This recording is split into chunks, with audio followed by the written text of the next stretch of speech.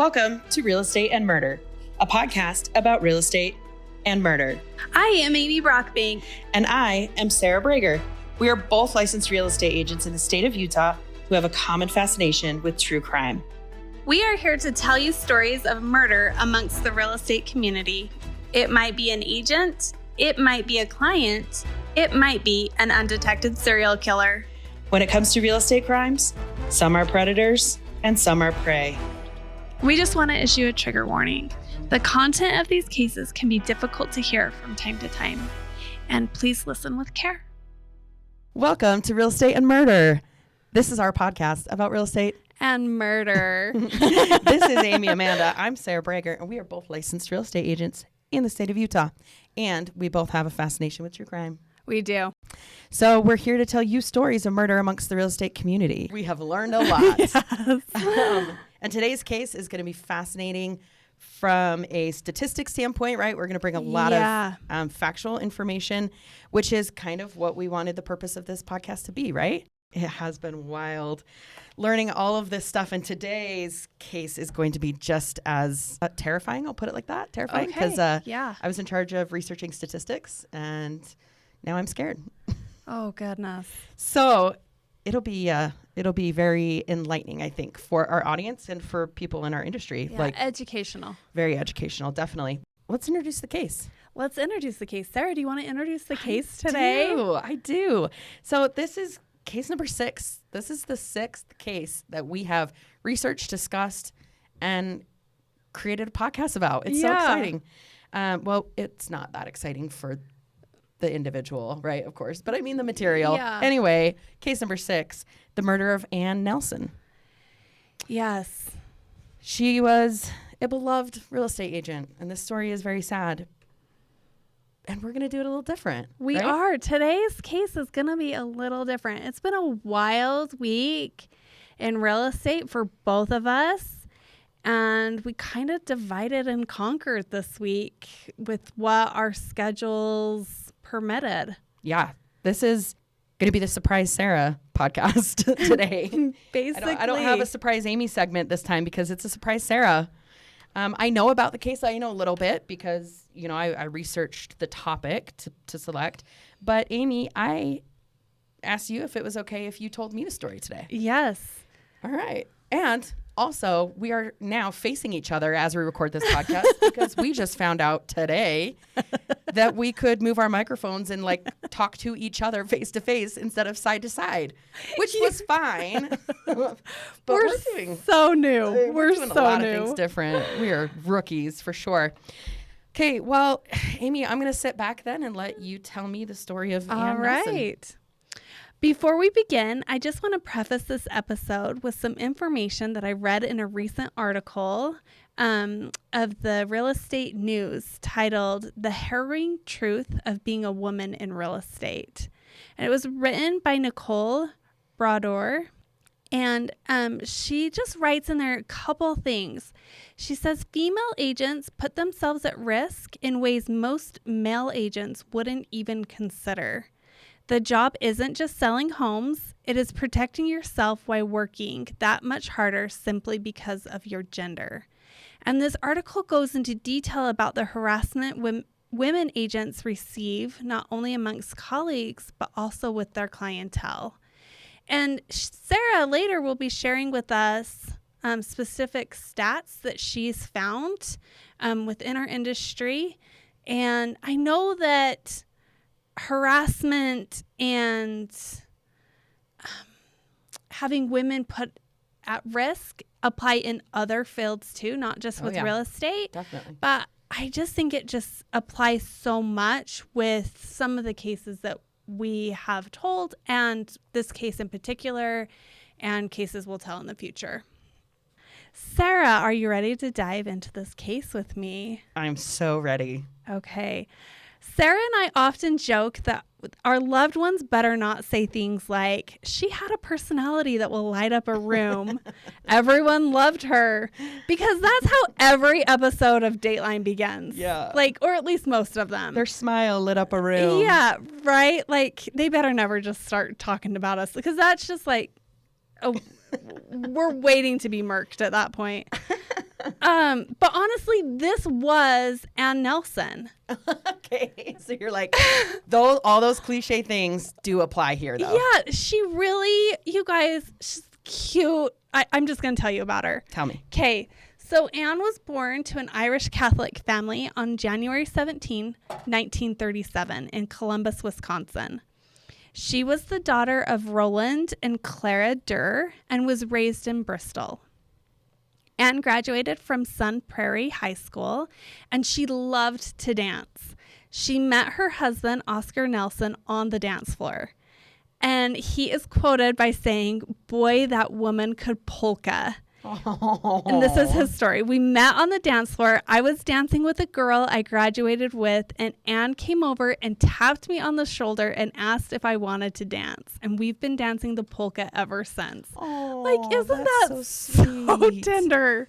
Oscar. It's so cute. It's so cute. Oscar and Anne married on July 5th, 1958, and they bought a farm in Utica where they raised their 6 children. They had 3 girls and 3 boys. Their names are Pam, Dennis, Doug, Patty, David, and Peggy. Aw. Anne loved church and attended daily mass. Daily? Daily mass, yes, at St. Plus Catholic Church in Cambridge. Wow. Did she know you don't have to do that? Well, she just loved, she's amazing. She volunteered. She was a very active person, volunteering for many things, including the Cambridge Schools and Meals on Wheels. She was a member of the East Dane Deanery and the Wisconsin Realtors Association. Anne especially enjoyed her family and always attended her grandchildren's school events. And Grandma Anne loved her family and many friends and the color blue.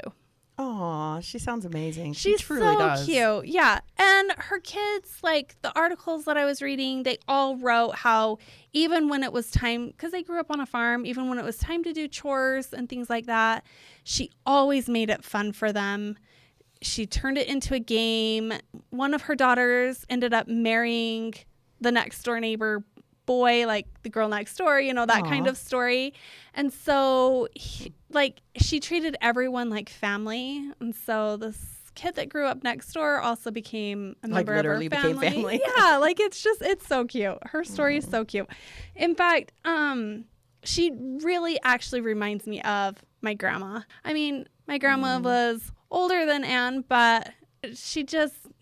Is she a polka dancer? No. Well, I mean, my grandma could dance, but she could roller skate. My grandma was a roller skater. No way. Yeah, that's amazing. So cute. So, anyway, another time, I guess, to nostalgia on how my grandparents met. Yeah. But anyway, so most of Anne's life was spent volunteering and being involved in the community. And I just wanted to just open it up, Sarah, to have like a discussion about how those qualities help us in our business. And it's not just like real estate business, right? Like any person that's, self-employed, I guess. Yeah, an entrepreneur. Yeah, for sure. Like the community around them is really what helps drive each other's businesses. Yeah, that's a great point. Yeah. I mean, I think being involved in your community, being recognized and well known helps in a real estate career. I'll just say agent because there's many parts of a real estate, But for being an agent, being recognized as the expert, right? Like everyone knows Anne. Anne is the real estate agent, and the real estate agent is our friend. Like the more it comes up, right? The more that individual agent can be seen as an actual expert. Well, and I think if you're seen in your community as helping others and putting others first, I think that's really seen in your business. That customer service, everybody talks about, customer service is king, but a lot of people say that, but they don't emulate that talk. Yeah, that's very true. And I think Anne's business, she was very successful in her real estate career, and I think it was due in part because people saw how great she was and how awesome she was in her community. Huh, that's very cool. I mean, the more I'm thinking about it too, really, man, real estate is very emotional, right? Yeah. For most people, it's a transaction that they'll do one, maybe 2 times in their life, right? It's usually based around a life event, right? Like marriage, death, divorce. Yeah. So there are high emotions. There can be. Well, and it's the most expensive purchase you'll ever make. Absolutely. And so having a real estate agent that you trust, that you know is your friend, also that you see out in the community being involved is critical, because there needs to be a place in which the client and the agent can feel, safe and trusted and that type of thing. And the more I have found in my personal business, the better relationship I have with the individual, right? The better the transaction goes. Yeah. Oh, for sure. Because you have that level of trust. Yeah. Yeah. So those are my thoughts. Yeah. No, those are great thoughts. I mean, Anne really exemplified, again, every positive trait that we as agents try to emulate. And so, of course, she was great at her job. Yeah. So now we're going to move on to the timeline of Tuesday, March 18th, 2008. Okay. At 4:30 p.m., Anne had an appointment to show a gentleman a home located at N4309 Poplar Avenue in Oakland, Wisconsin. Around 7 p.m., Anne's family phoned police and said Anne hadn't returned home from her showing. When police pulled up to the property, they could see smoke in the windows. Anne was found dead in a smoke-filled bedroom of the vacant house next to a smoldering mattress. Oh, my goodness. An autopsy concluded that she died of smoke inhalation, but she also had head injuries. Oh, man. I know, it's so sad. But Sarah, doesn't this case remind you of the Lindsay Buziak case? It does. And I don't even know the details yet. But yeah, meeting a client at a showing. Yeah. A client being found at a home. Yep. I have so many questions. Go ahead. Keep going. I know. Keep going. We'll get to Sarah's questions in a minute. We're going to kind of divert a little bit because of the nature of this case and the nature of women being alone in properties with other people. Sarah has some statistics that I believe are from the National Association of Realtors. Am I right? Yeah, they are. The National Association of Realtors, the NAR, is the source that I used today for all these statistics. But there are plenty of other like studies and cases and stuff, right? But I just kind of wanted to go right to like the head. And by that, I mean, most real estate agents or people in real estate would recognize the National Association of Realtors, or NAR. Yeah. So I'll probably refer to it as NAR, if that's all right. Well, and the community probably too. They've been in the news lately, so they do tend to find themselves in a lot of news reports and articles.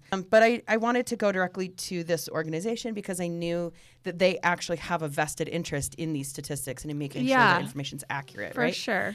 And just before I jump in and share some of those numbers, Amy, this is a part of why we wanted to do this podcast or have this subject as our podcast, right? Because safety in real estate is an issue.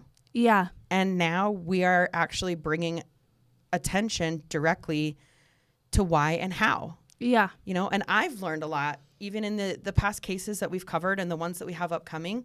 Even if I was familiar with the case, the research and the way that it now applies in my life, because I'm an agent doing a podcast about agents or that are agents are involved in the story, it's been eye-opening, right? Yeah.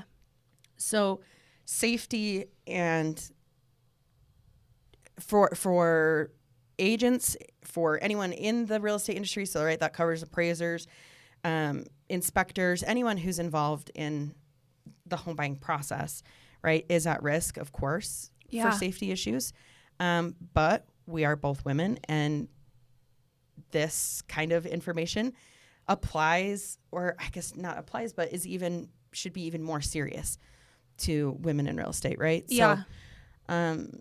So here's, I'll just read. Yeah, read you for some. sure. So this is the safety report that NAR publishes. They publish one every year. So this is 2023. that was published in 2023. So we're looking at statistics from last year still. Okay. Okay. So on our NAR research staff, just so you know, we have our friend. He doesn't know he's our friend, but our dear friend, Lawrence Yoon. I knew Amy would get excited. I just saw her face light up. He is the chief economist and the senior vice president, and he is a fascinating, very, very smart. Yeah, we've both traveled across the country just to hear him speak. Yeah, to hear him. He's brilliant. Yeah. And then we've got Jessica Lautz, Meredith Dunn, Brandy Snowden, and the lead author is Sydney Holmes. Just so you know, those are who compiles this information. So, Amy, are you ready to be terrified? I mean, here we go. Yeah, sure. All right. I'm going to read just a couple. They're maybe out of order a little bit, but just stay with me here. The typical respondent, meaning the agent, meets prospective clients whom they've never met before, either at their office or in a neutral location 65% of the time. Yeah. Okay, so a client who they've never met before. So 71% of residential members, so that's talking about real estate agents that are specializing in resident. Let me start over. I'm going to back up by 10 seconds and try that again. When they're saying residential members on this report, they're talking about agents that are transacting residential real estate. Yeah, versus commercial. So at homes. 71% of residential members said that they have personal safety protocols in place that they follow with every client. This is more likely among females, 73%, than it is among males, 59%. Okay. So 42% of residential members said that they have participated in self-defense. 47% of men and 58% of women carry a self-defense weapon or tool. And among those who participated... Do the men consider their knuckles self-defense tool? I got 2 tools. I just wondered. Among those who participated in the Realtor Safety course, 66% said they feel more prepared after taking a safety course. Okay, so those are positive statistics, if you will, right? Yeah. Those statistics were from agents who have participated and are actively looking for safety protocols, right, and are taking classes and training on how to be safe as agents. So those numbers are actually great. Yeah. Have you taken a self-defense course? I have many. Yes. Yeah. Yeah. I enjoy boxing as a workout sport. Like that's what I do. And I really enjoy that. I have taken a Muay Thai class. That was really fun. Okay. I've taken a jiu-jitsu class. That was super fun. And some of the things that I learned stuck with me. So is it time to do a class again? Yeah, probably. Yeah. I took one. I'm actually certified. I took one of those 6 or 8 week course ones that our county sheriff actually puts on sometimes. Oh, no way. And at the end of it, you have to fight 4 police officers at the same time. They make you pretend like you're at a scenario where you're by yourself. So my scenario was I was at an ATM at night. No way. And you have to take out these guys and you have to literally fight them just to run away. And I'm not going to lie, leading up to that, it was so terrifying. I'm terrified. And I'm just learning about this. Wait, 4 at the same time? 4, yeah. Why yeah. 4? I don't know. I just think that they probably just thought if there's a gang of men that was trying to take out a woman, I think they use your worst case scenario. One of the scenarios that we had to do is we had to pretend we were asleep in our bed at night and have someone come in our room. And that's every episode of Dateline, right? When you have someone sneaking into your house at night that, and you had to practice on how to get someone off of you. Oh my God. In that position. Anyway, it was really eye-opening. Yeah. Wow. You're the pro. No. In no, self-defense then. Wow. Yeah, no. All right. So residential members most often reported feeling unsafe after receiving a threatening or inappropriate email, text message, phone call, or voicemail. 29%, and during a showing, 26%. Wow. Right. Yeah, that's too high. Yeah, it really is. That's too high. Following right on the heels of that, though, 25% report having felt unsafe during an open house. Yeah. Which we have found out in researching subjects that we're going to discuss, that there's a lot of instances of violence happening at open houses. Yeah. It's scary. Yeah. 22% have felt threatened, right? All of those factors I read above, right? By a text, voicemail, email, any of those factors, while meeting a new client for the first time at a secluded location or property. 22%. Wow. And 3% while driving a client in their car. That's a very low number, but also don't ever drive a client in your car. I think it's low because people don't do that anymore. They don't do that. That's exactly what I mean. Yeah, the practices have changed. They have changed. It used to be very common that you would drive around with your agent on the weekend to go look at homes. That is not a common practice now. Unless, I'll say in my personal business, right? Unless I know the client very, very well. Yeah. And there's some purpose in us driving together. Like I have a truck. Sometimes that's safer when we're going into the canyon and it's snowing, or right, something like that. So I found those were interesting statistics. I think they're a little low, honestly. Well, we know from talking to police officials that a number of people don't report. Exactly. Yes. And I think that there is more awareness about personal safety in this field nowadays. And so I'm sure those statistics were much higher at some point, right? As of 2023, a realtor doesn't specify men or women, it says both. 48% had felt unsafe with, it doesn't say like what a specific scenario is, but have felt unsafe in a client interaction. Okay. That's a lot. Yeah. Here we go. This is going to make you feel better, I think, hopefully. 95% of residential members, again, so agents that we're taking as a part of this survey, right, had not been a victim of crime while working as a real estate professional.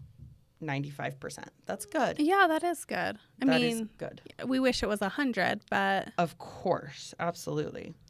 But that does make me feel a little bit better. Yeah. Although we're telling stories that make it seem like it's the opposite. Yeah. But that I felt was good. 85% of members have shown a property alone in 2023. And 42% in the year before, 2022. So that's interesting. So that's like showing us, right, that 85% of the members show properties alone. That opens the door to a lot of potential and exposure, right? 15% of residential members felt unsafe while they were hosting an open house alone. And then it goes on. This is like a 50-page report, so I'm not going to read all of the statistics, but there you go. That gives you a little bit of background. Now, that is just from this last year, right? So and the National Association of Realtors takes that nationwide. So these are nationwide stats and not just one location. And I focus on this report again because I wanted to use the NAR as our source for this, but of course there are larger studies, right? Other studies. The last one I'll just leave you with those. 50% of residential members carry a self-defense weapon. Yeah. Okay, which is awesome, but that means 50% don't. Yeah. And those could include anything such as pepper spray, firearms, pocket knives, a high-powered flashlight. Yeah. I guess, maybe blind someone if they're coming for you. Well, A taser, a battery-operated noise maker, a baton, or a club made the list. That's interesting. That was only 2%, but I'm not sure. Maybe they're moonlighting as security officials. Yeah. So there you go. 50% of us agents out there are carrying a self-defense weapon. Yeah. So there's some statistics for you. No, I appreciate the information. Yeah. Because, our whole purpose in trying to do this, one, is education, but two, to try to help prevent some of these things. And I know some of the cases that we've done, family members have come out and said, like, I hope that this story helps other people be safe. And so, anyway. And we'll keep doing more like statistics. It's definitely our intention to continue this part of the conversation. We're not going to just give statistics one time and then walk away. So that's why I picked this specific case study. And then unfortunately for Anne, she was, you know, an unfortunate statistic in an industry that unfortunately there is a target for crime. Yep. So let me tell you, Sarah, about the client that Anne Nelson was going to meet up with. Okay, so question, because we just talked about the statistic that said, you know, this many people have met a brand new client at a office or like a secluded location. Yeah. Excuse me. So did she know this client? It doesn't sound like she knew this client, or if she did, it was a fairly new interaction with this client. Okay. So his name was James Hole, like Hole. Okay. And he was born on September 29th, 1973. He is 6 feet tall. At the time of the showing, he was 34 years old. Okay. And I should reference that at the time of the showing, Anne was 71. Yeah, that's right. So, court records stated that Hole was convicted of an aggravated sexual assault and felony in Illinois and was incarcerated from July 1997 until January 2006. So, I mean, with James Hole having a conviction, we actually have tools now that we didn't have in 2008. We have, you know, an app that we all have access to as real estate agents for a small minimal fee that our local associations help kind of discount for us, I guess. Yeah. You know, so that we can look up, like, if we're meeting a client with criminal history and not to like be discriminatory for that, but it's just to help better prepare, like, if absolutely we want to bring another colleague with us, or absolutely, you know, ask more questions up front, you know. Not discrimination at all, but it is relevant information when you are an individual showing a home to a stranger. Yeah. Right? Where we've talked about this in every case that we've done. The amount of risk that there is when you're alone in a home that is either possibly vacant, or if someone is living there, they're not there at that time. Like, so yeah, it's not about discrimination whatsoever, but it is about being able to prepare yourself, because I don't mean to hijack your story. Sorry, but you're good. So he was a violent offender. Aggravated sexual assault. Yeah. Felony. And he was in prison from 97 to 2006. Yeah. And then this murder was just 2008. Yeah. Just 2 years later. So. Wow. Okay. So this is a little different than the Buziak case in the fact that Anne told her family where she was going. They were able to, you know, tell police when they called police at 7 when she hadn't shown up, like, this is the location she said she would be at. Okay. And she said who the client was, or told someone, because police immediately were able to, like we know in most things, who is the last person that police often talk to. Like, the first person that police often talk to is really the last person that was with the victim. Yeah, exactly. Well, she was found in the house, so obviously, like, there's no reason for her to be in that home alone. So obviously, whomever was with her left her. So police catch up with James. He had just taken his girlfriend out to dinner. No. Yeah. And he was at the time of his arrest? Yes, at the time of his arrest. I mean, still. It's the same night. He's arrested that night. Well, he's called into questioning that night. I won't say he's arrested yet. And he was brought to the station for questioning. So, okay, I have so many questions. Yeah. First one is, how do you have a girlfriend? Okay, and not blaming her, but, like, maybe she should be checking his background. Like, he's a violent criminal, and I'm sure everyone deserves to be loved. Don't at me for saying that. No, but you know. He's out with a girlfriend. He just murdered a woman and then takes her out to steaks. Okay, well, at this point, I'm sure his girlfriend doesn't know that he murdered her because James is just the last person to see Anne. Okay, I'll calm down. But would you be pissed? No, of course. You're... Well, and maybe girlfriend. I mean, maybe that's why he called her, but maybe she doesn't consider herself his girlfriend. I hope not anymore. Yeah, I mean, I don't even know the story of the girlfriend. I'm sorry. No. Okay, so this is Hull's version of events. Oh, so for sure, he's got to be telling the truth. Okay. Or are you going to read me his story? Oh, wow.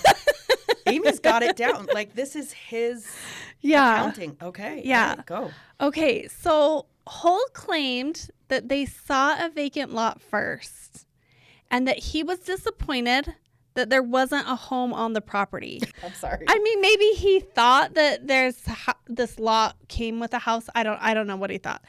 So he says Anne suggested that they go to this home on Poplar Avenue.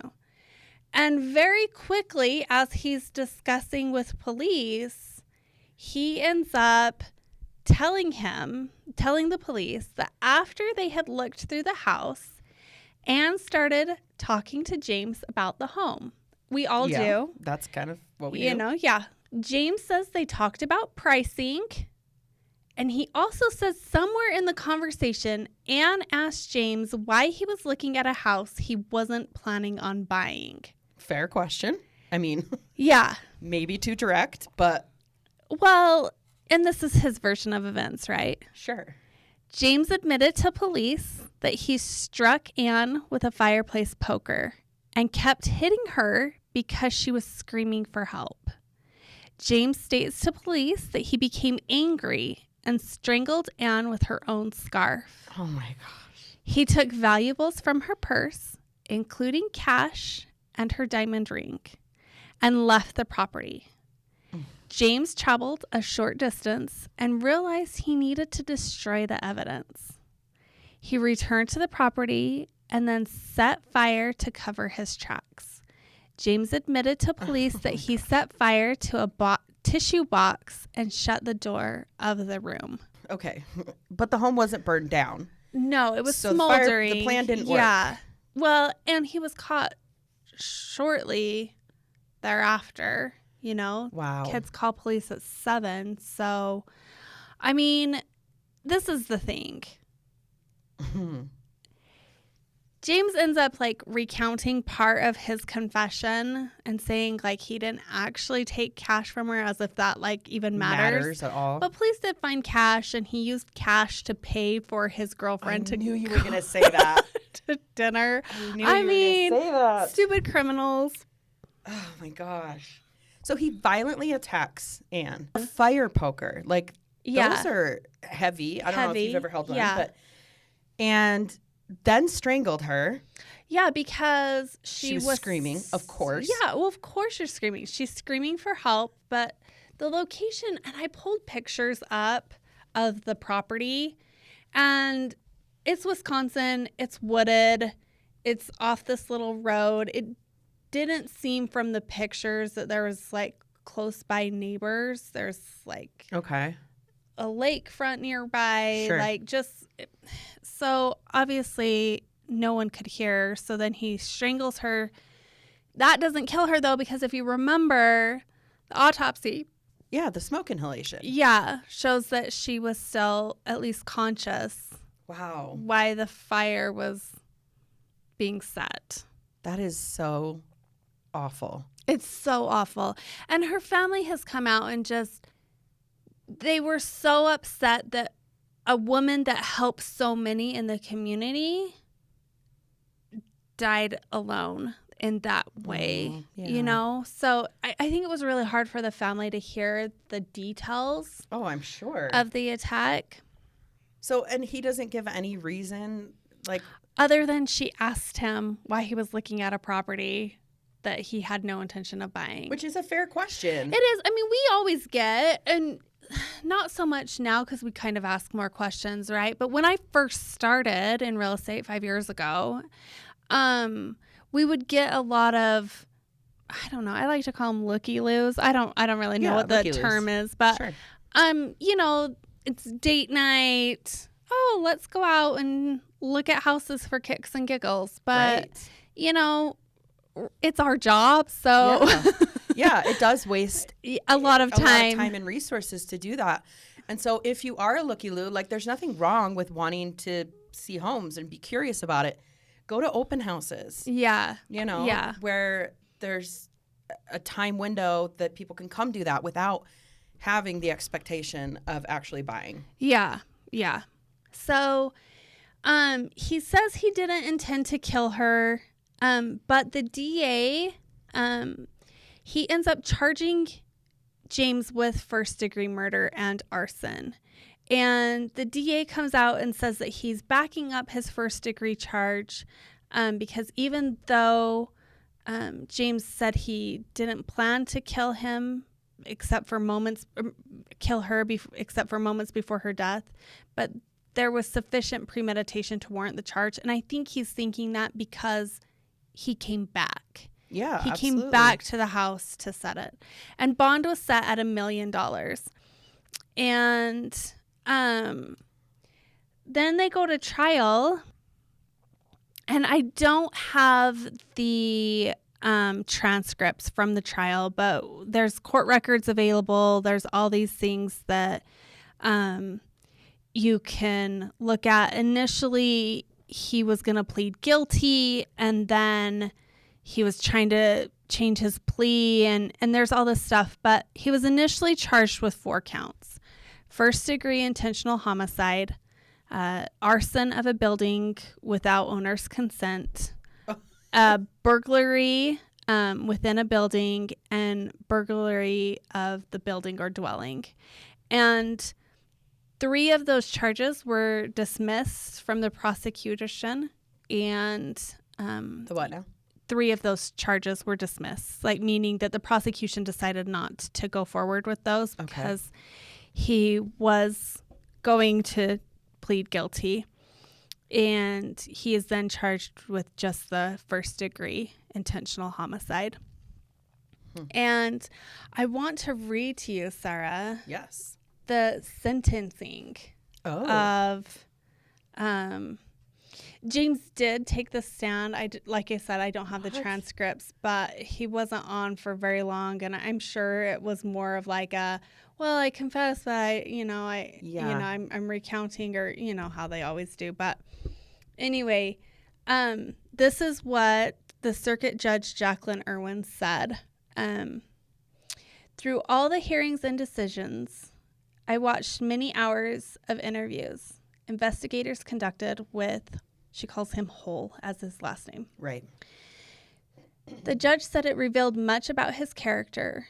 Judge Irwin described Hull as a very self-centered, self-involved, manipulative, and antisocial. Separate from any mental illness or personal historic disadvantage, it was your selfish nature, as shown through your criminal activity, that was at work here, is what the judge said to him.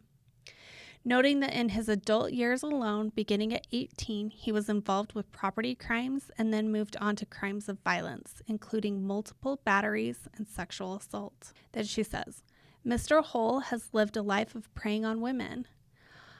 The judge pointed out that despite the efforts of the Illinois Department of Corrections, family therapies, Hull's violence escalated to murder.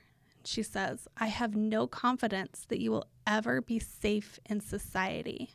You argue that we can't protect you 30 years out and that the rigors of prison, that time for reflection, will likely make you safe in society. We have seen you for half of your life, and all of the majority you have been victimizing and re-victimizing women, despite our best efforts at rehabilitation. Now, James Hull's lawyer had argued that he should be released after 30 years, that he was going to agree to this guilty plea, but he could get out in 30 years, and that way he'd be at the age of 65. And he quoted statistics that show that criminals, when they get out at age 65, usually don't reoffend because of the age. And that has been kind of like his argument to the court as his defense lawyer. So the judge says, the image suggested by Hull's attorney that he leave prison at age 65 gives her no comfort.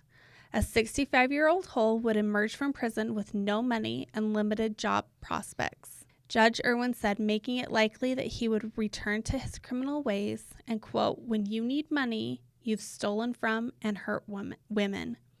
The judge concluded before handing down her final ruling.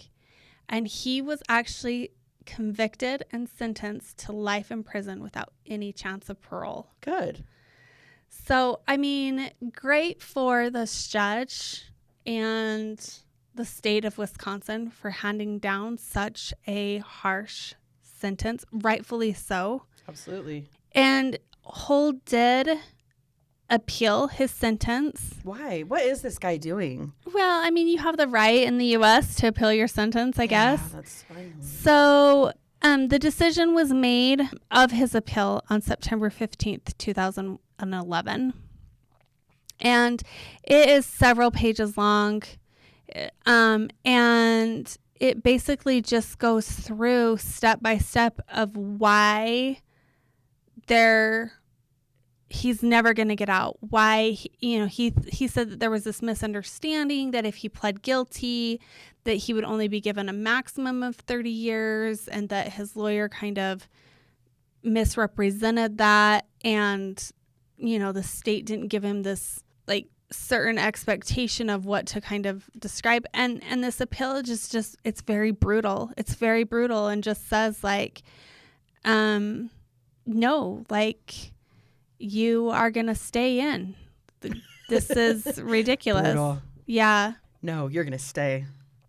Yeah. So, I mean, good for the courts and good for the state for doing this.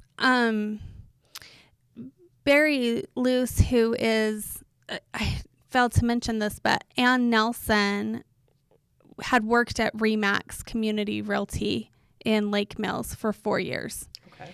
And he's the owner of the Remax Community Realty at the time. And he said that her death just stunned colleagues. There's this air that she felt that, is just voided because of her presence being gone. And at the time of her death, her and Oscar had 16 grandchildren and one great-grandchild. And over 4,000 people attended Ann's wake. No way. And that number is greater than the population of the Cambridge community she came from. Yeah. They have people that they had interviewed that stood for hours and didn't even know her, that had just come. Oh. Anne was 71, and in a few short months, she would have celebrated her 50th wedding anniversary to Oscar. Oh, that's heartbreaking. It's so sad. And is Oscar still with us? Do we know? Oscar's still alive. So, anyway, he's living without his sweetheart. What an amazing family, though. Yeah. 16 grandchildren, one great-grandchild, 6 kids. And you know what? The family has always spoken so highly of the police, the DA. I know that that's not all the cases in the stories that we represent and we retell, but so that's nice to hear. It's refreshing.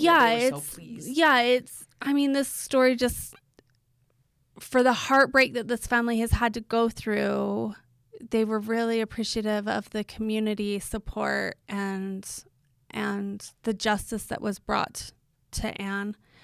And so, Sarah, I guess it's time for our takeaways. Oh, my goodness.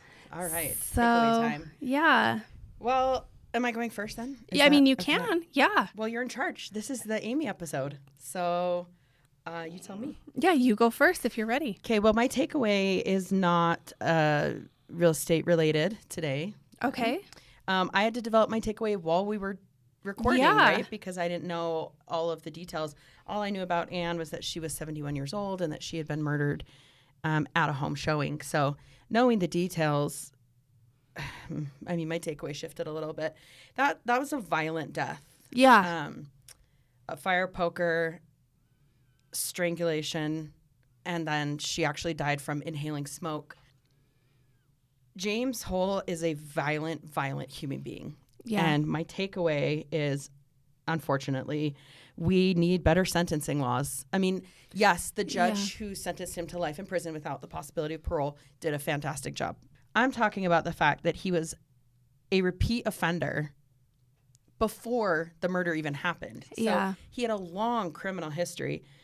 And what did you call the official term of the sexual assault the charge that he had? He had a aggravated sexual assault felony. Aggravated sexual assault. Yeah. Yeah, so it was violent. Very violent. And I know that you can't nobody knows someone else's future. So the first time that he's sentenced to prison and he's going in 1997, I'm sure the judge at that time could not possibly have looked ahead and seen what was to come.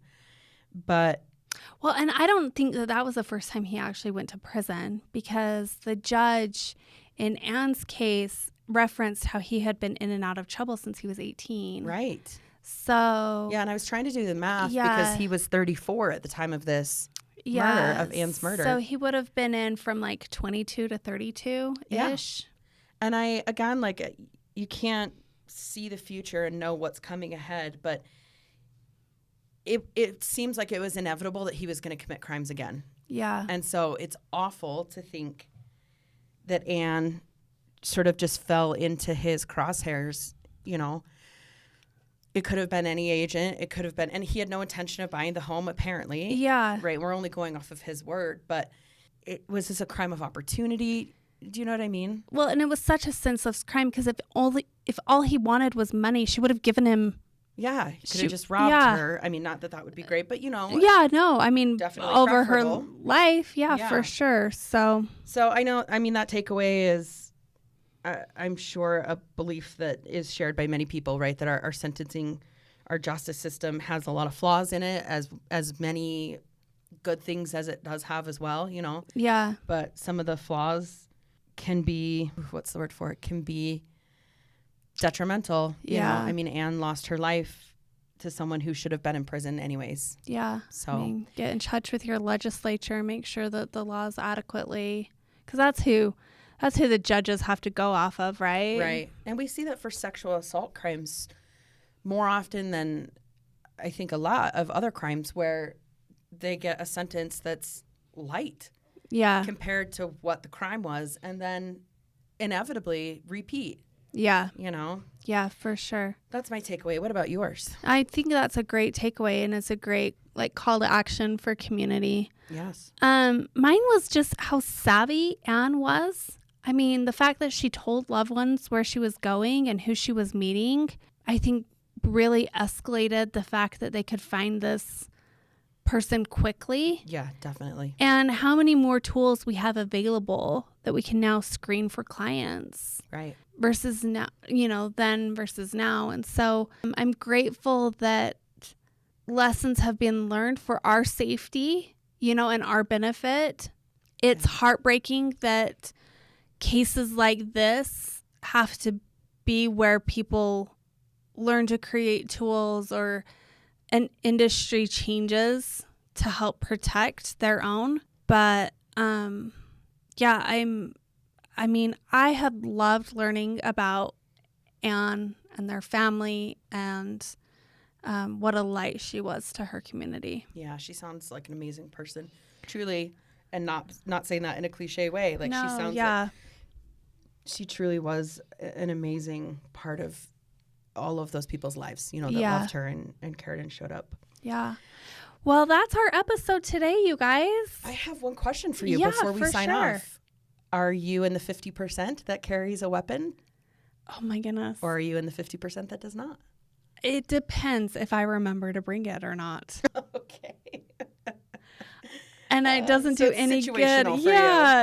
Yeah. I mean, my clientele's a little different because I usually work with more friends and family than I do strangers. So safer. Yeah. Smarter and safer. I mean, they do say you're killed by who you know, though, so maybe that is not. a good point. Maybe it isn't a smarter, safer thing to do. That's a good point. All right. Well, what a story. Thank you for sharing it. And, man, we're going to continue to talk about safety in the real estate community throughout all of our episodes. But this one is a tragic way to share those statistics. But that's another episode. That's a wrap, right? All right. Well, I'll talk to you soon. Okay, bye. Bye-bye.